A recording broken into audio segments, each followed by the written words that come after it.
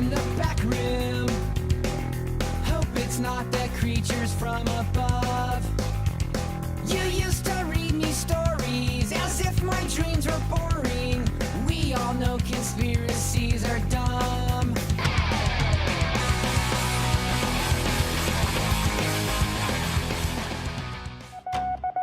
July 8, 1947. The flying disc has been found and is now in the possession of the Army.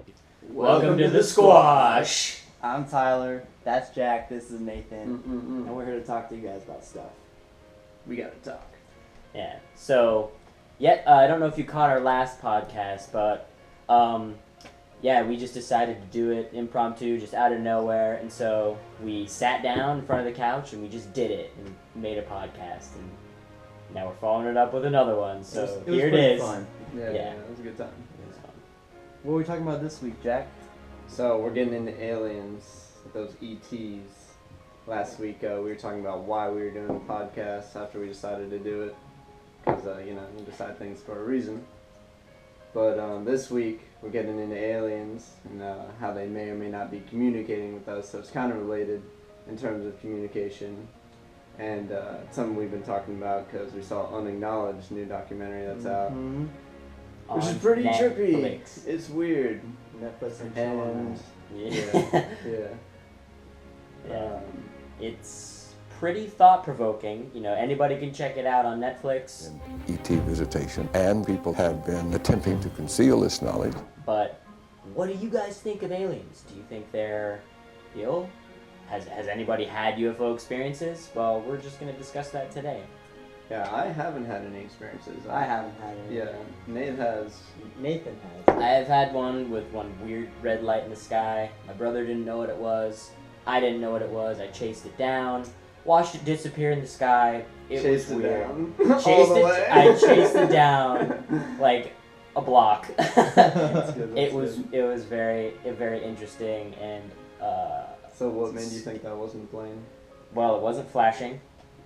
It was just a solid red dot in the sky on the horizon, and it just floated along. And it wasn't like a drone or anything? It didn't look like a drone. It was very strange, and it left me with a lot of questions about aliens. Now, did Unacknowledged answer any of those questions? Yeah. I mean, a lot of the footage that they have in that documentary really kind of... It looked like some of like that red light kind of looked like some of the things that they have footage of. Yeah. So, it's interesting. like, what was the most, during watching Unacknowledged, what blew your mind the most? I was surprised that so many presidents had mentioned that, like, they kind of weren't denying aliens. They weren't like, hey everyone, there's aliens, but they're like, we know about them. We're not allowed to talk about it, but...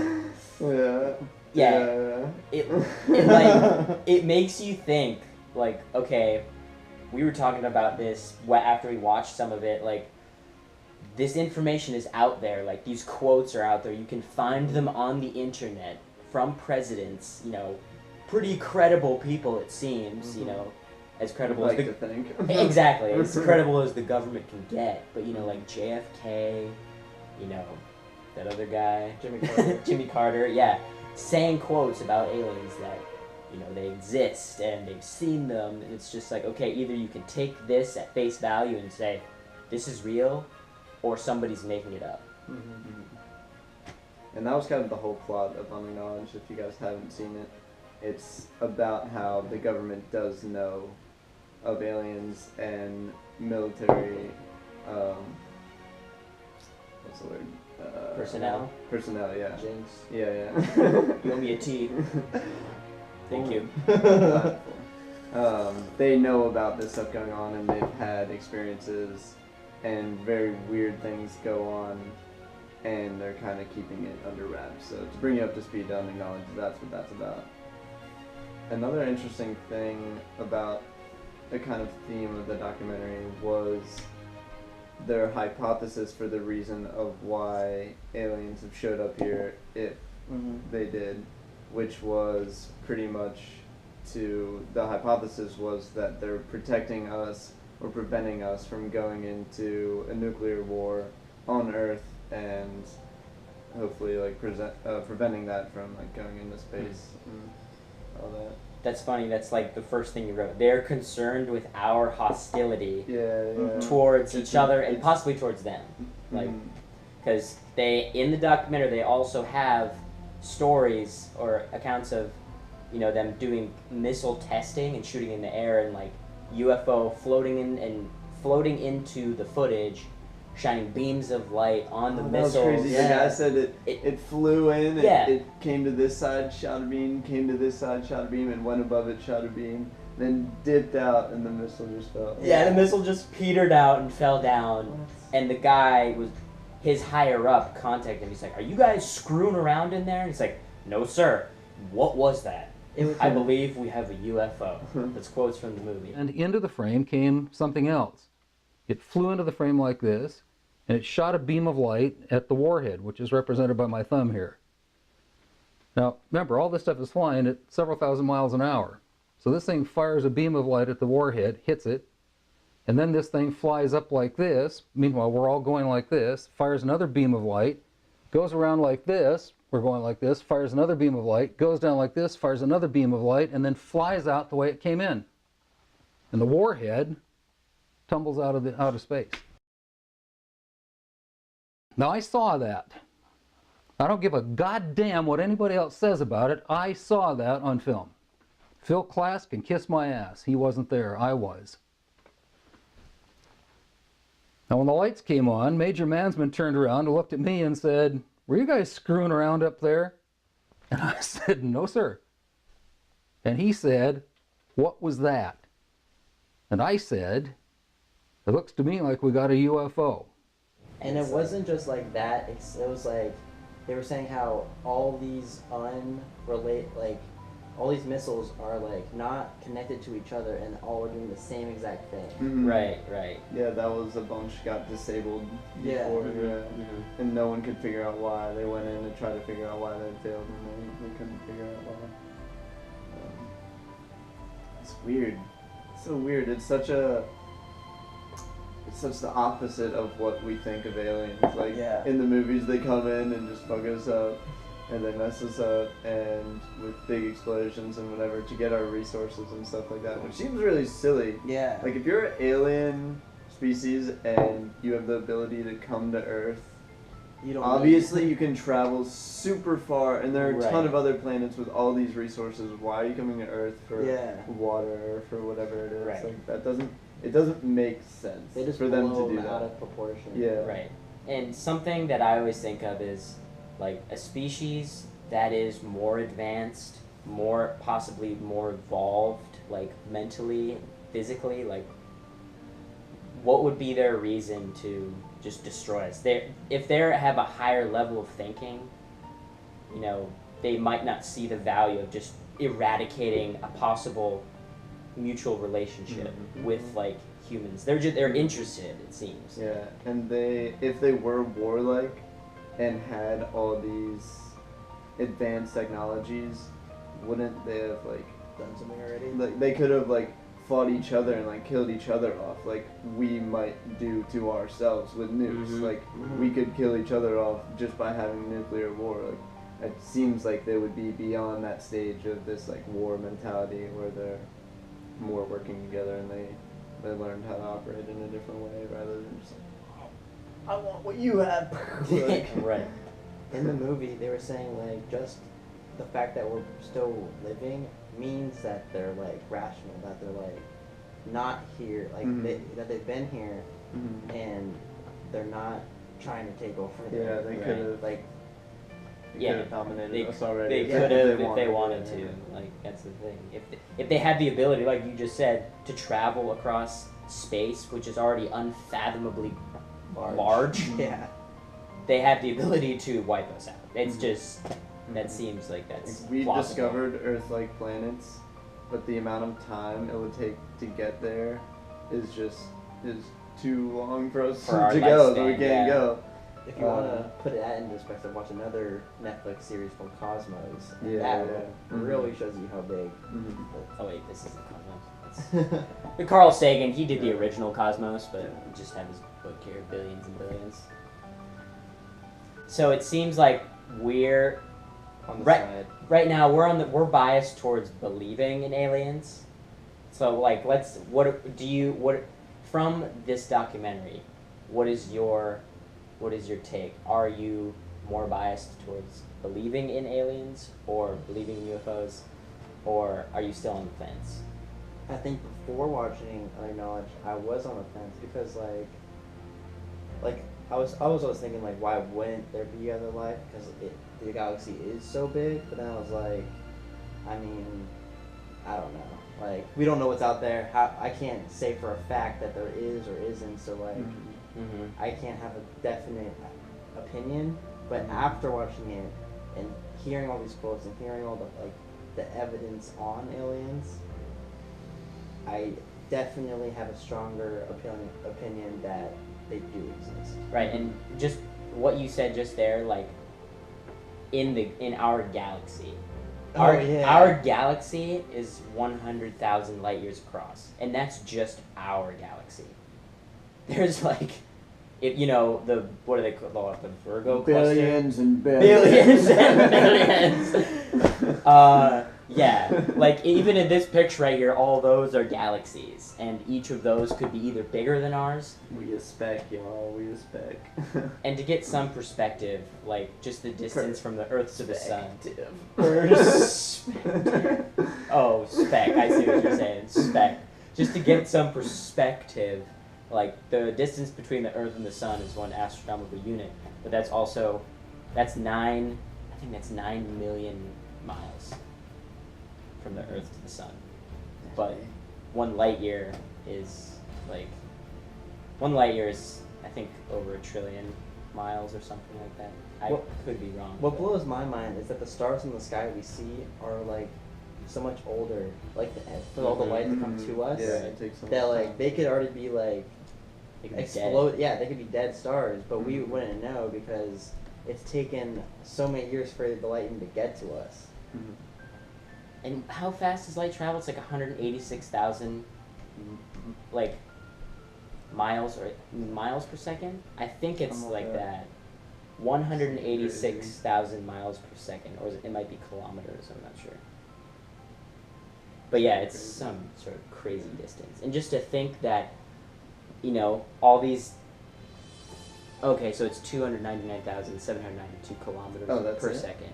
Oh, okay, that's not a lot. That's small. But just to take into account, to contemplate the idea of another species in our universe can travel that distance from another area in our galaxy is that's just crazy to think about. So are you totally convinced that they've landed on Earth? I am. Yeah. I personally, I'm gonna hold true to my convictions and believe, I believe in UFOs and other life forms. I think it's just kind of arrogant to not believe because there's billions of galaxies and other worlds that are just we don't know about. And so I'll ask you the same question. Yeah, I definitely believe life is out there. It's so weird with the amount of evidence and unacknowledged and other stuff you can find out there. But will say I'm on the fence still if they've Landed. If they've landed, yeah. I mean, it's crazy that we don't know if they have because no one's allowed to tell us. I said, well, you're going to tell the public about it. And he says, no, we don't tell the public about it. Right. I mean, not even The the president. Well, the thing with JFK was he was getting really interested in the topic, and in the movie there's a guy, I forget his name, he had a conversation with JFK on an airplane, and he was asking him what he thought. JFK was asking this guy if he thought we were alone, and then the guy sent him back, and he was like, well, I asked you first, and they go into it after that, and JFK does believe there's life out there, and he doesn't specify that we've made contact or communicated with them, but he was getting interested in the topic, and he was writing a memo to the CIA And before he sent that out, 2 weeks, he wrote that, and then 2 weeks later is when he was assassinated. They have people embedded in all the major media to change and affect stories. If you tell anyone about this project, this bullet has your name on it, and it will find you. Yeah. It's like, what's going on here, So it's guys? I mean, to kind of further explain that part of the documentary with JFK, like, I'm going to paraphrase his quote here, but he said, "I believe you're right, son, that on God's green earth, that we're not, like, or in God's universe, we're not the only life forms." Like your JFK accent? I don't think I was even trying to do an accent. Did that just happen? I believe. I believe that it's weird. So, I mean, you gotta think. Oh, and Stephen Greer, by the way, is the guy who created. He's like the leader of the Disclosure Project and like CSETI. That's CSETI. You can look that up. It's like CSETI. It's like his organization for UFO stuff. But So what do you guys think the implications are? If they're here, they've interacted with us through disabling nukes or whatever else they've done. What's like if they're here, what does it mean for us? Like, what are the implications? What's the so what? Because that's where I'm kind of stuck on. Like after I watched the movie, I was like pretty convinced.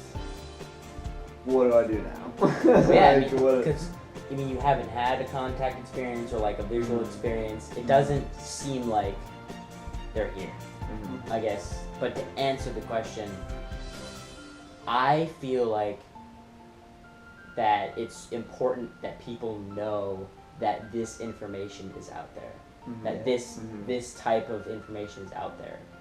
But a lot of people are just afraid of that reality. It seems, you know, it's because it's weird. It's change, you know, another freaking species from another part of our galaxy. That's kind of scary to think about.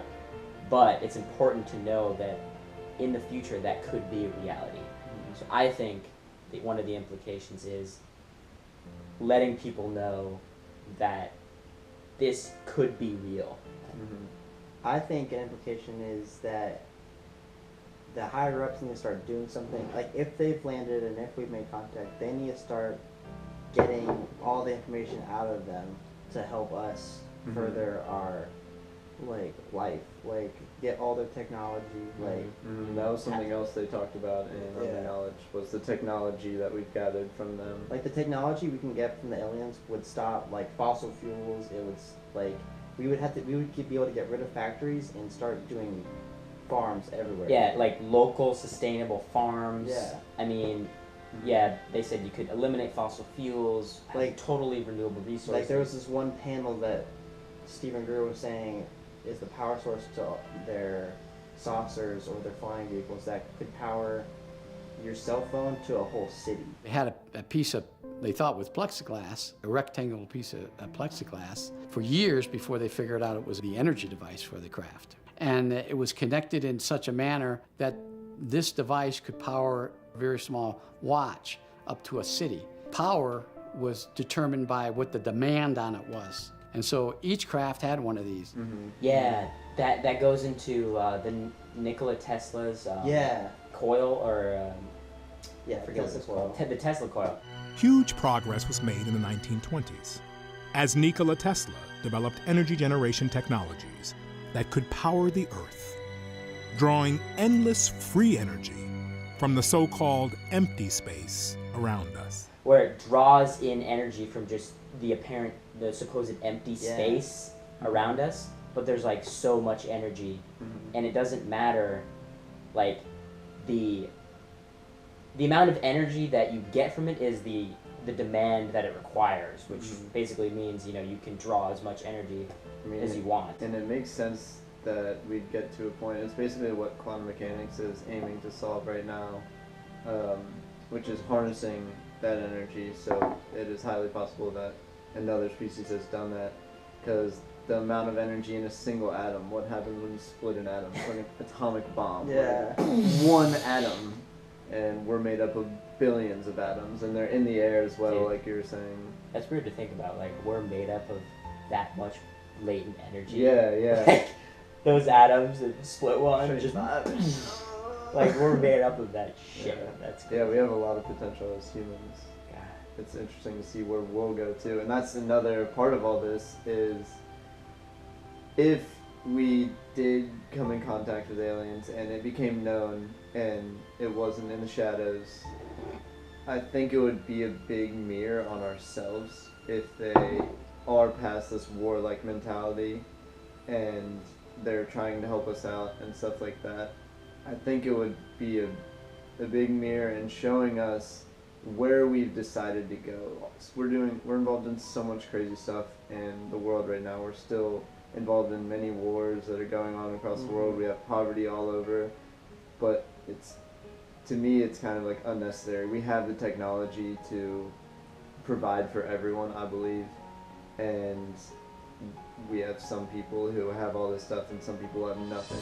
So like seeing, because that's how this capitalistic Western society is, that's how we've evolved. And I think we've had to evolve this way. Because of capitalism and all that, we've advanced technologically so much, but I think we've lost touch with a certain part of ourselves and seeing how another species could be that's above us, because right now we're the supreme species on the earth. We dominate the earth. Yeah. So seeing someone else who's way above us, we'd be like, man, like, we've gone a weird route. Like, shit's weird around here. What's going on? And so I think that would be really good for us to see, and it would make us rethink what we're doing, because so much of what we're doing is nonsense and it's not sustainable and it's making us bad and depressed and all this stuff. But it doesn't need to be like that. We're just made it that way. So funky.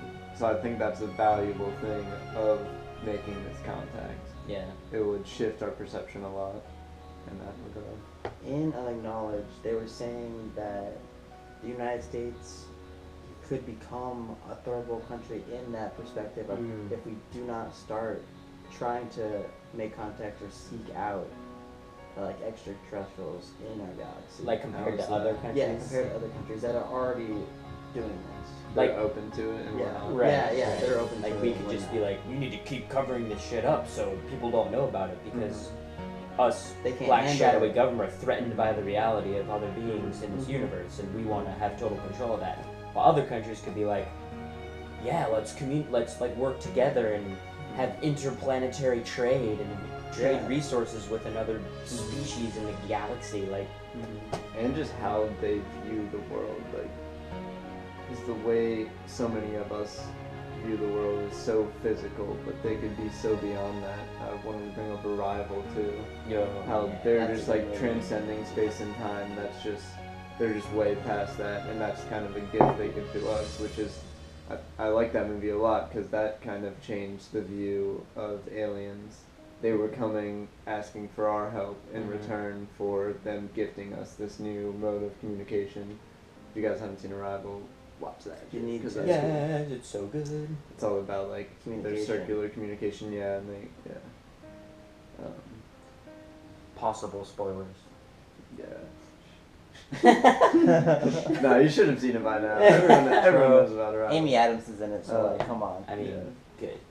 It'll blow your mind if you're really listening. It will. Yeah, that kind of circular state of mind is really interesting. How their mode of communication was not read left to right as kind of our lives are seen.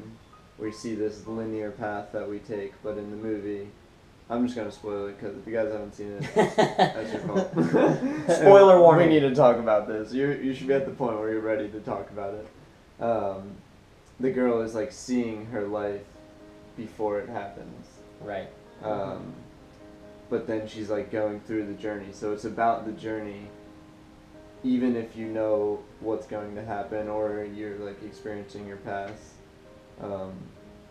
So it's way less linear, and I feel like that's exciting because rather than being like, some people feel, I guess, like trapped in a moment, but you can kind of feel it all at once. Like you can feel the past and you can feel the future in this big, cool, like, circle of life, and that makes the moment we're in now feel way more intense because it's like, whoa, like, I feel a lot. I feel everything. Yeah. So it's really stimulating having that kind of free-flowing mind as opposed to be like, oh, like I have to do this in 10 minutes, like do this tomorrow, blah blah. And we have this line of stuff that kind of like makes us bored and, I don't know, unsatisfied.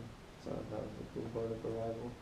And also just how they were only coming, they came in these pods, and they didn't come in big warships. They came in these pods, and they made us go up to them, and they only came to say their message, to explain their message, and the girl was trying to figure out what they were trying to tell us the whole time. And she was what was she, a language expert? Or linguistic expert. Yeah, and she was trying to decipher their language, and she learned. What was the book called Beyond Language that she ended up It was writing? Universal Language. The Universal Language, I think. Yeah. Was it? It was something like that. But basically, it was like the aliens' language is non-linear. It's a circular, like, Basically, flowing language. all of them look the same. Well, yeah, they have like slight. It's super detailed, like little splotch. It looks like an ink splatter on the just kind of screen. thought of that. Oh wow, that was cool. As like non-verbal communication. So you can pick up a message from someone non-verbally, and it's not like you're reading a sentence and figuring it out. Like as you read the sentence, you kind of get the message all at once. Yeah. Like, So that specific circle means this. Yeah. and it's like Just- your vibe. Like it could, and that message could be like an entire like Paragraph. life or an entire meaning. Well, I feel like that's what we are. Like we're sending a message with just our vibe, how our body language is and all that. We're just shooting out this message of us, and that's what it is. It is a combination of all our nonverbal. experiences and all that. It's all of us is shooting out right now. Yeah. Which is that's pretty cool. So with all that being said, with these supposed aliens, potential aliens, coming to Earth in our galaxy, what is the message that they're trying to send to us? Are they trying to understand our motives? Are they trying to even send a message to us? Are they even trying to send a message? Are they just curious about us? What do you think, Jack? It makes me think of Terrence McKenna, who's like a psychonaut, and he's done a bunch of psychedelics and stuff, trying to understand life and just figure out the truth behind things and peel the layers back of reality. And he talks about actually the psilocybin as well as DMT as being this kind of alien messenger who communicates to him, and he's had experiences that he's received messages while like on these drugs of, I shouldn't call them drugs, psychedelic substances, I prefer. But anyway, he brings up that, and he actually talks about, there's this quote he has from this book called The Syntax of Psychedelic Time, which he talks about a message that he received during one of his trips that was direct words. It wasn't like this feeling he got. So this is a straight transcription which he got from the mushroom, is what he called like the messenger. And this is what it told him. It said, "I am old, older than thought in your species, which is 50 times older than your history. Though I have been on Earth for ages, I am from the stars. My home is no one planet, for many worlds scattered through the shining disk of the galaxy have conditions which allow my spores an opportunity for life. The mushroom which you see is the part of my body given to sex thrills and sunbathing. My true body is a fine network of fibers growing through the soil. These networks may cover acres and may have far more connections than the number in a human brain."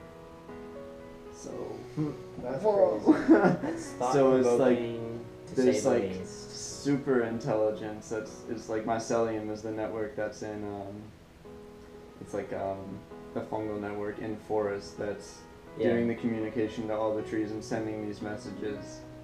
But when we consume this mushroom, it gives us those messages as well, or at least it did for Terence McKenna. This is a straight experience he had. So like those neural connections connect. Like to me, the synapses and all the new neural pathways they connect and create new ones. And to me, that's definitely, that experience is valuable. Like that's not just like, oh, he was on some trip, blah blah. Like to me, it's like way beyond that mode of thinking where he's, like you said, those connections are being formed from this substance or alien, whatever it is, this like higher consciousness.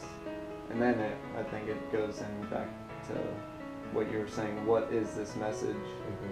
And I think it also relates to Arrival, what we were talking about, that how they came here to give us something, but they also wanted our help, so that implies a symbiotic relationship, which is like they want to communicate something.